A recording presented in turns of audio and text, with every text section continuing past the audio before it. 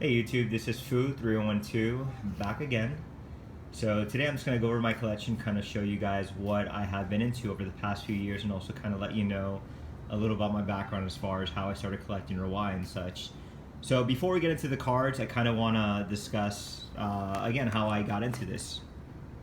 And I remember one day I was cleaning out a dresser, and in it I found some cards in there just in a binder, and it had like I remember like a 1992 Derek Jeter Pinnacle card. It had like Manny Ramirez rookie, stuff like that. And I knew this stuff wasn't really worth a lot, but I was still kind of curious. So I think maybe after a couple days, I actually went to Barnes & Noble and I picked up my first Beckett at the time, which was from August of 2011.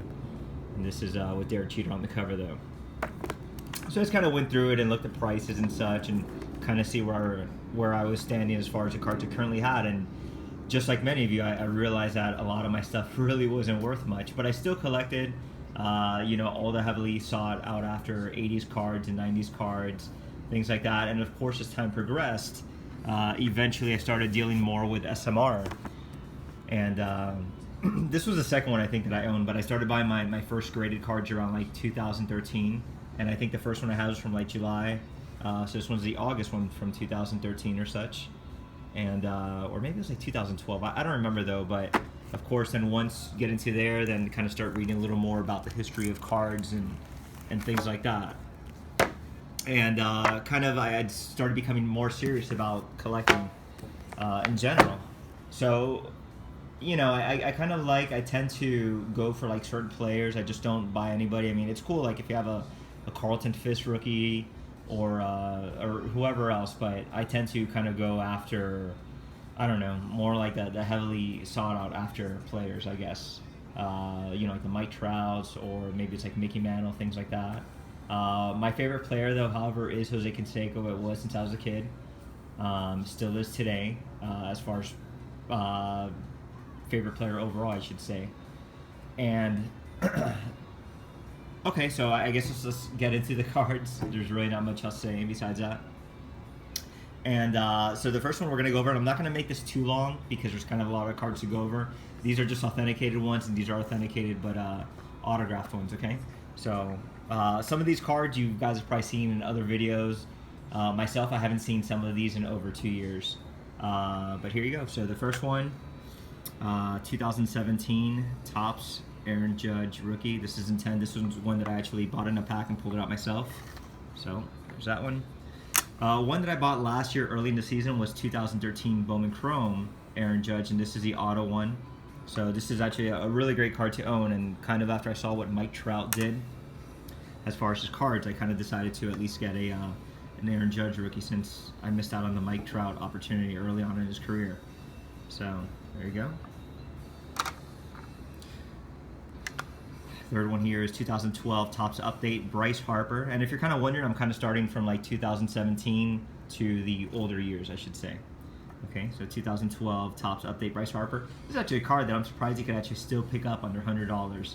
I think when I picked this one up, I think I got it for like maybe $135, $140.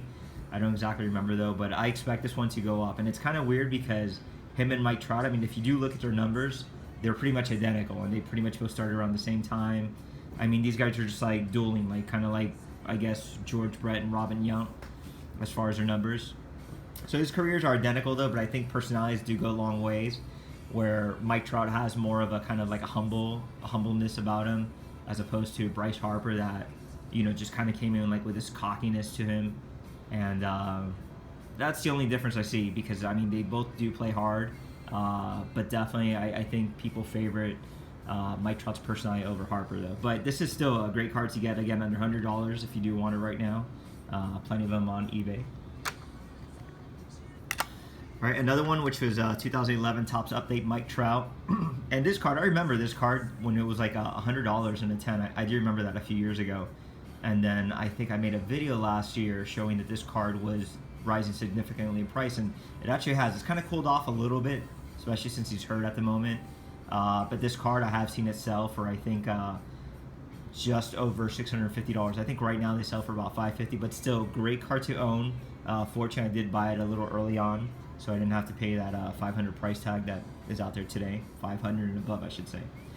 So 2011 Topps update, Mike Trout. This is, again, a great card to own. So if you don't have a card, or if you're looking for a next purchase, you're not really sure what to get, and if you don't have a Trout rookie, definitely I would go with this one. It's very affordable. There's no chrome version. There's no autograph version. So this is the Topps one to get if that's what you're in the market for. Okay, one of my favorite cards in my collection is the 1993 Derek Jeter SP. This is a great card to own. This is another one that I remember when it was about like $550, $600, and today it's selling about like $35 and upwards.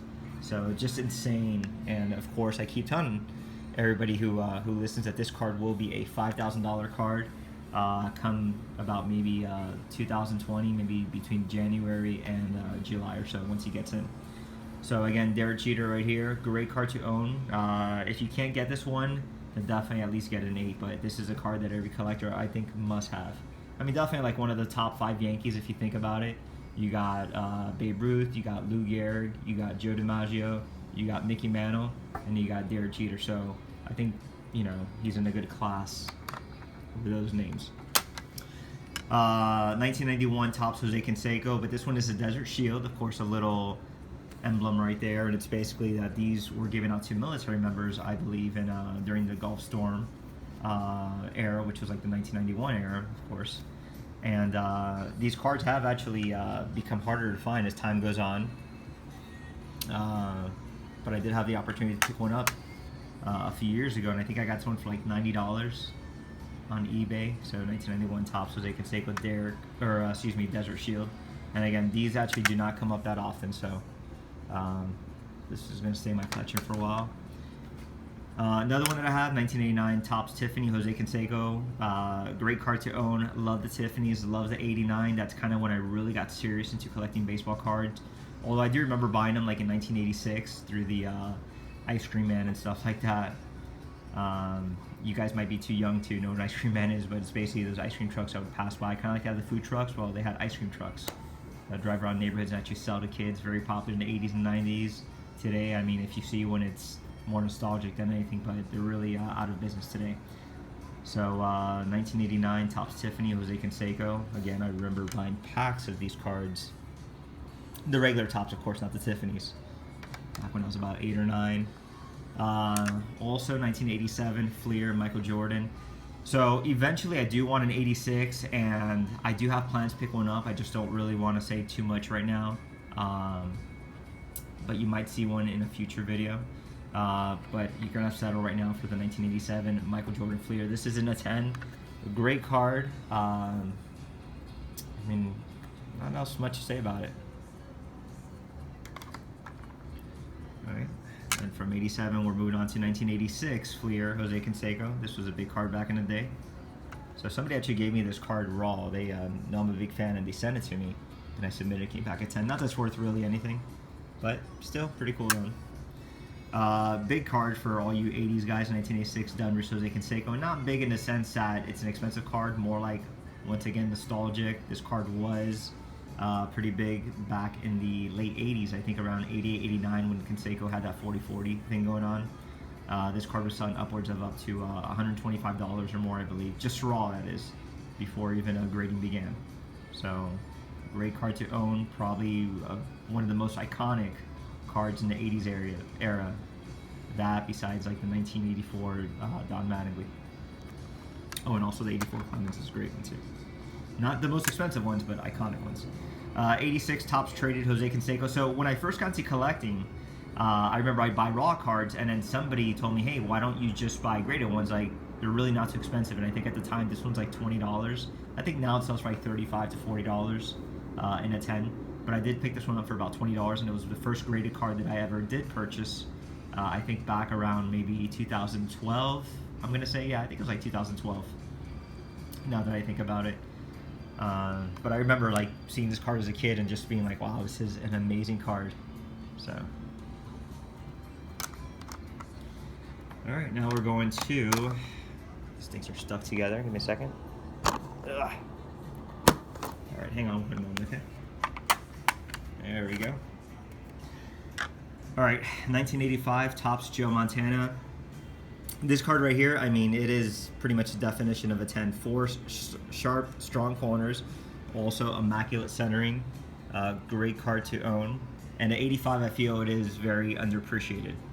I really do feel like that, especially considering how condition sensitive the 1971 Topps Upper Deck cards are. Or I'm sorry, the 1971 Topps cards are, the black border.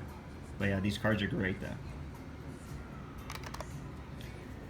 And 1984 Donruss Don Mattingly. Speaking of 80s iconic cards, this one is another one right here. Great card to own. I've actually owned this card 3 times. This is the 3rd time. The other 2 I'd sell off to pay for other bigger purchases.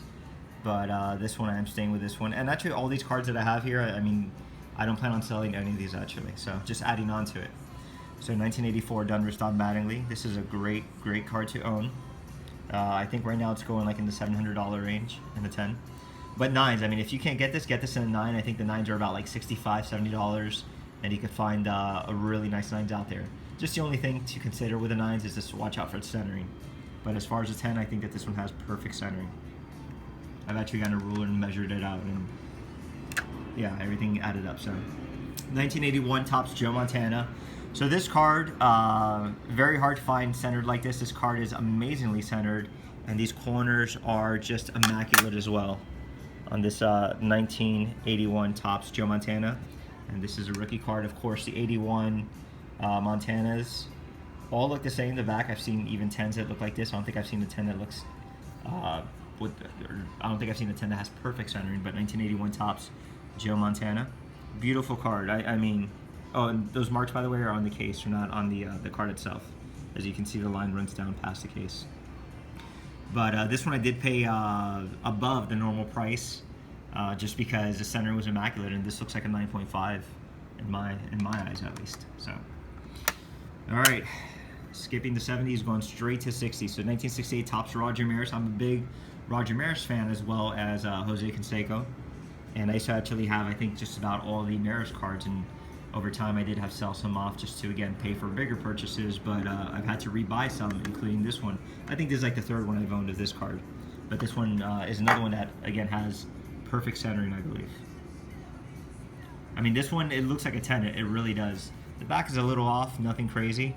But I mean, if you look at this, actually maybe that bottom right corner could keep it from that 10.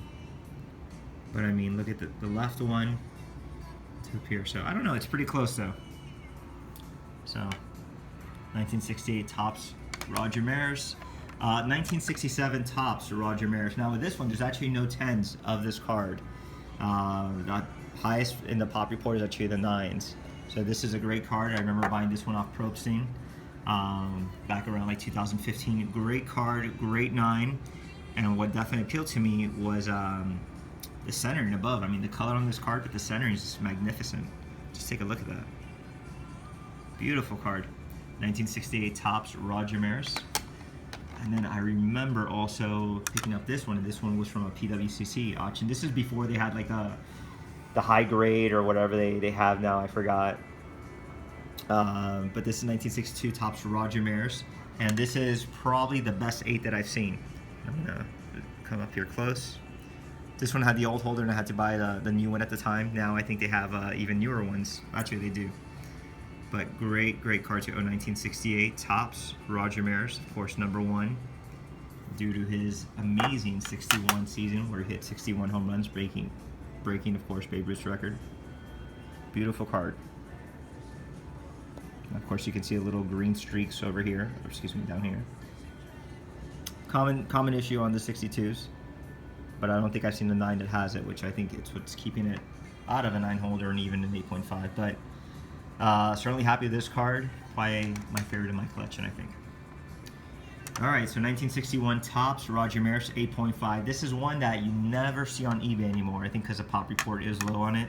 But you just never see it come up anymore. I remember I see a few of them, and I think everyone's hanging on to them, especially the way that the 9s are selling in price, which is, I think, about like $5,000 and more.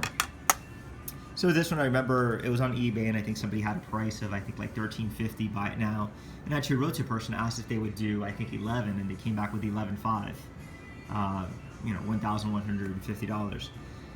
And they wouldn't go lower than that price. So I remember I asked one of my buddies, hey, do you think I should buy it? And he's like, definitely. So I went ahead and bought it, and I remember once I got it in hand, I was just so amazed at how nice this card was. It doesn't have that print dot on his left cheek as A lot of them do also, as well as great centering. The back looks really nice too. Great card to own. And I remember when I had the 1961 and an 8, I was so proud to get that card. But of course have upgraded since, and I did sell off that 8 a while back. Alright. So this next one, this 1959 Topps Roger Maris, this was purchased through a PWCC auction. And with this one, this is, I think, the first card that really kind of identified my collection. And what I mean by that, maybe identified the wrong word, I don't know. But it kind of really, it piqued my interest in higher graded cards. Before I would have maybe this card like in a 7 or in an 8, something like that. And then I just kind of decided just to kind of step it up a little more and purchase higher graded cards. And I remember this was the first one that I was like, wow, I own a 1959 Maris in 8.5. That's pretty big, I thought, you know. So the card's still relatively affordable. I think you can get them for like under 1,000, which I'm pretty sure maybe even 800. But this to me is just a really nice copy, really well centered.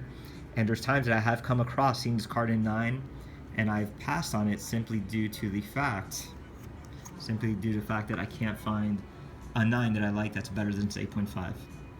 So I'm kind of afraid to let this card go because I just can't find anything better.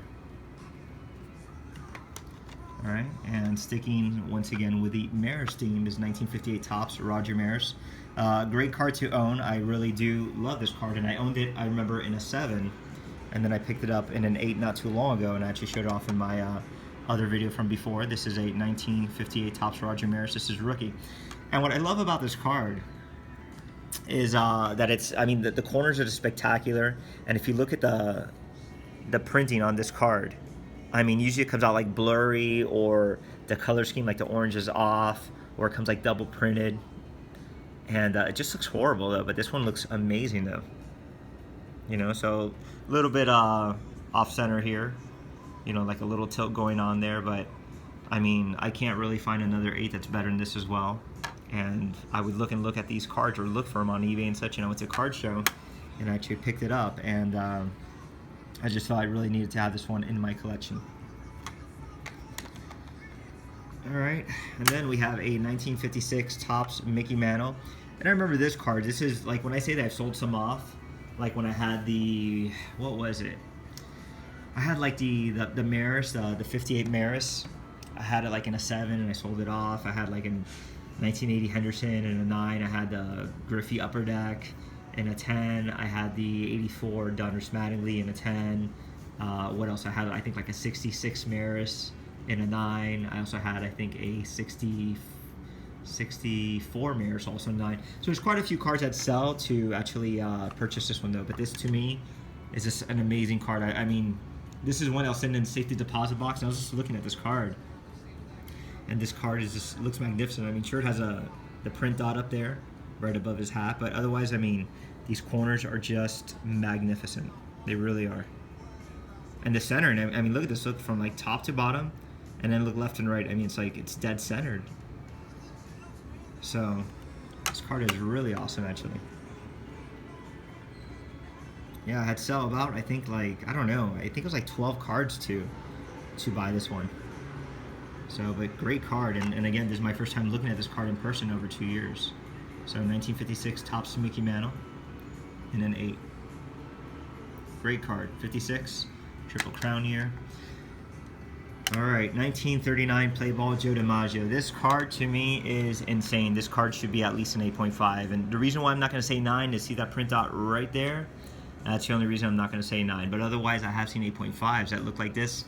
And not only that, but I mean, I've seen 8s, and there is no 8 that can touch this card.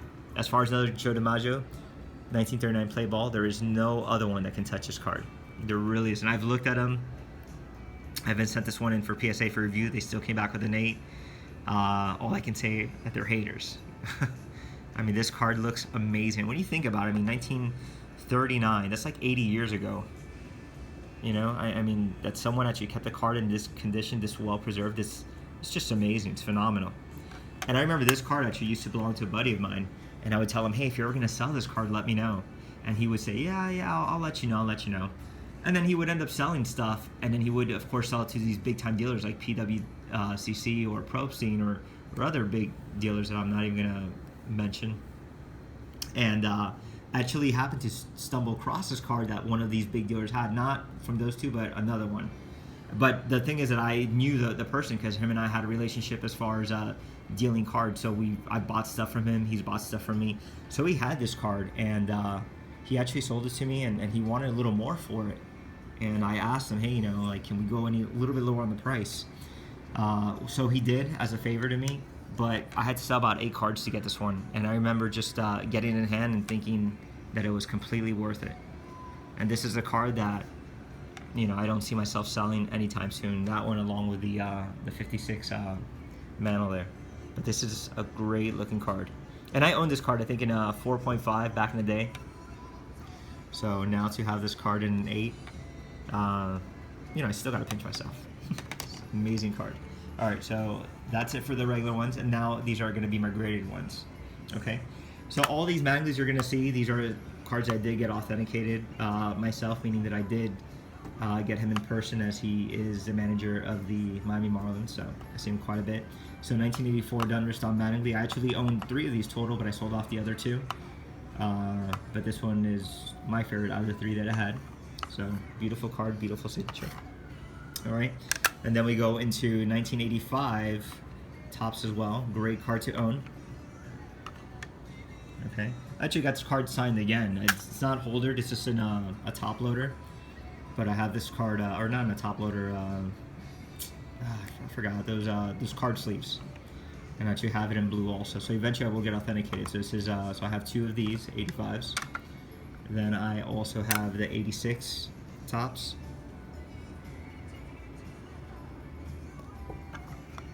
Then I also have the 86 Donruss. And the only reason why I got the Donruss signs because I already have, I think, Canseco, I have Wade Boggs, I think I have Ryan Sandberg, so I just kind of like to follow the theme.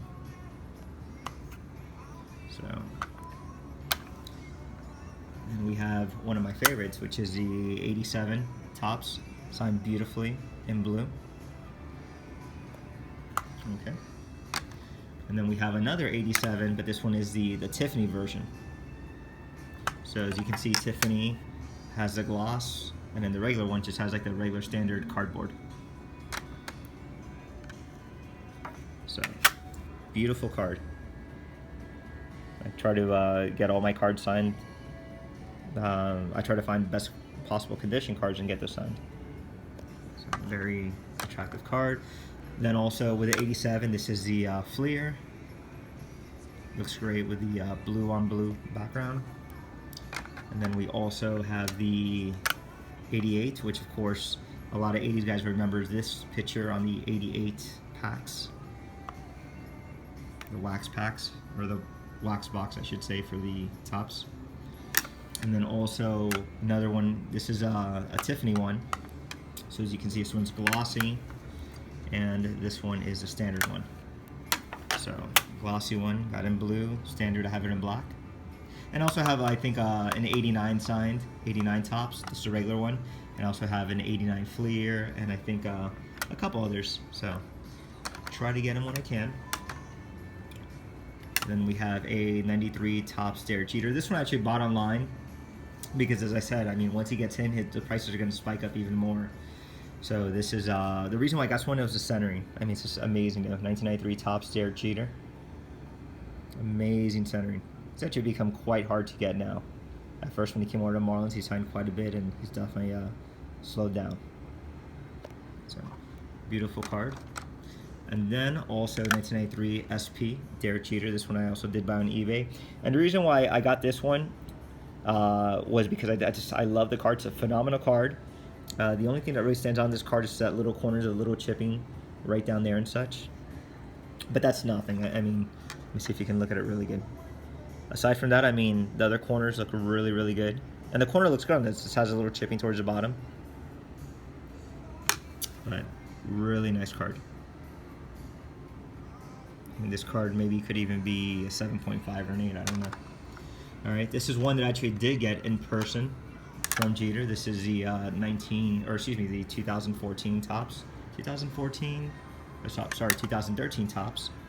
And when I got to meet him one time, this is a card that I did get signed in person. Came out beautiful, I think. I just really like it. It's like an iconic shot, the number 2 in the background, the pinstripes. I mean, this thing came out amazing. All right, and now we're going to go to some of my Jose Canseco stuff. I must have about like 25 autographs of him or more, but I think in cards I think I have maybe, I don't know, 13 or 14, 15, I don't know. But this one came with the Burger King set back in 1985. I actually had the whole set, and this one I got at a card show. They were selling the whole set for like $10, and I figured just Jose Canseco alone for me signed was worth the $10. So I got it, and I got authenticated. Then we have 1986 Topps Traded. This one he did sign for me. Actually signed quite a few cards for me. 1986 Topps Traded Tiffany. And this one I went to a card store and I found the card raw, and it was $1. But I noticed it was a Tiffany, and I don't know if they picked up on it or not, but I saw it in the dollar box, so I picked it up from there, and I got it signed by him. So I got a little 4040 inscription on there, which is great. All right, then 1986 Donruss signed. Okay, and then we also have a 1986 Fleer as well, signed. Okay, then 1987. This one I actually bought online. This one I didn't get signed for myself. I actually went on eBay and saw it. I just like the condition of the card overall. And also, I thought it was a beautiful signature. So I've seen his autograph enough to know, you know, if it's good or not. I mean, I did get to meet him in 1988. He signed for me in person as well there. But yeah, if I have any doubts, usually I'll pass up on it. But I did buy this one raw, submitted, came back in a holder. This one I also bought at a card show, 1988 score. These were great cards, actually. I remember this, like, just being 8 years old back in 1988 and seeing like a color photo in the back. I mean, that was a beautiful thing too. That is, you know, cards. People are not doing that back in the day. If you remember, like 88 Fleer, you know, this is a traditional cardboard back with no photo. So for a company to do that back in the day, that was pretty cool. And 1988 Topps. This one I actually bought like I think for like $3 raw, and I submitted it. So I'll probably send him one, like a perfect looking 89, get it signed. Because yeah, centering's pretty awful, that one. Also the signature's not the greatest, so yeah, kind of like bled a little bit, bled through the cardboard. This is one that I did send him myself, 1989 Topps Tiffany. And if you look at this, I mean, beautiful card, perfect centering. With a 4040 inscription, of course, 4040. He did that in 1988. And it's funny, I actually have another card of this one as well. I have another Tiffany signed by him, but that one says, I think, 89 World Series champion on that one. So, and then I also have another 88 Tiffany signed by him, and the 88 Tiffany is inscribed with the, I think, 88 American League MVP. So yeah, AL MVP is what he wrote on there. 88 AL MVP, excuse me. So, but this card is just, I mean, I sent like a really nice copy to get signed. All right, 1991 Studio, Canseco.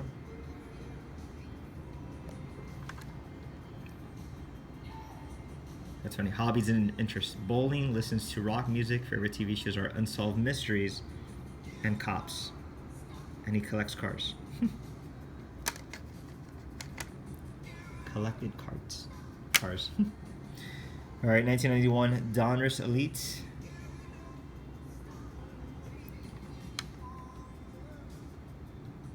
These are like super hard cards to pull out of packs. I mean, really, really hard, but sent that one to him myself. Then we also have a 1992 Bowman Jose Canseco PSA DNA. And then we also have a 1992 Fleer 7011 Sitco, and I think like, I don't know if it's like when you bought a Slurpee or something like that, you got a card or something. I really don't remember, but I bought this one years later, already signed. I think I bought it for like $3 or something like that, and then I got put in a holder. So with the Boggs that I'm going to show you, basically I went to a party one time in Tampa where Boggs lives, and at this party Fred McGriff and Wade Boggs were there, and I brought cards for each of them. and unfortunately Fred McGriff left before I can ask him to sign the card, so I was not going to let Wade Boggs leave the party without me signing. But actually, Wade Boggs even stayed later than I did. I think I was out of the party by about like 1:30 in the morning. I think Boggs was still there. He was there speaking, I think, with his wife and another couple. Just kind of like real, like, he was there in the corner, like in the pool area, just kind of hanging out. Nobody like really bugging him, but of course, just, you know, everybody was drinking away on beers. They had like a live band. It was a pretty big party at a pretty big house, so. But this was back in 2015, and I gave him 4 cards. And the first one, he hooked me up with a Hall of Fame inscription, '05. So that was actually really cool. Thank you, Mr. Boggs. And he also signed this 1986 Donruss for me. Yeah, he's actually a really nice guy. I mean, the couple of minutes I talked to him, so. Love the 88s. Alright, and then the last one I took to him was 1991 Stadium Club, and again, he signed all 4 of these for me, in front of me. So thank you, Mr. Boggs. All right, and then also 1987 Topps traded Reggie Jackson. I think his last cards were made like in '88, but this was a card that was actually given to me by a dealer that he wasn't even sure if it was authentic or not, and I bought some stuff from him. But I didn't buy this one because I wasn't sure, it wasn't in a holder. And we spoke for maybe like 30 minutes or so, and I was leaving. He told me if I wanted to, I can take the card because I guess he enjoyed my company. And so I did, and I had it put away for, I think it was 15, yeah, I've had it put away for like 3 years. And I always kind of treated it just like, yeah, you know what, it's probably fake, whatever. And I submitted it recently, and it actually came back authentic, so that was pretty cool. All right, and the last one for the video, 2014 Topps Christian Yelich PSA DNA. And I have a ton of autographed cards I've gotten in person, I've gotten through the mail, but this was the first card that I got signed by a player once I started collecting again. So again, I collected in the 80s and the up to like maybe like the mid 90s, around like 94 or so, and then I stopped, and then I started again when I picked up this Beckett back in like August 2011. And I started going to games and stuff actively and kind of learning more about it. Like in 2014, I started taking it more serious. And so yeah, Christian Yelich was the first guy that I ever got, and he became my first, my favorite player as far as like the modern players go today. So Christian Yelich, of course, we just traded him to the to who was it? The Brewers. He's now with. But just amazing player. This really nice guy. His signature's actually gotten even sloppier than it is here. But this was actually, I got this one I think in 2014, 2015. No, I think it was like 2014. So. Alright, so that is it. And if you guys have any questions, by all means, let me know. If you guys have any questions about my collection, or where I got some stuff, or how I've obtained these things over the years, just write down below, comments, and I'll go ahead and I'll try to answer it. Subscribe if you're not subscribing, and I promise that I will make a video soon. And if I get what I think I'm gonna be getting, which are about 2 cards, you guys are in for a big old treat. So anyways, Foo3112 signing off. Have a good one, guys.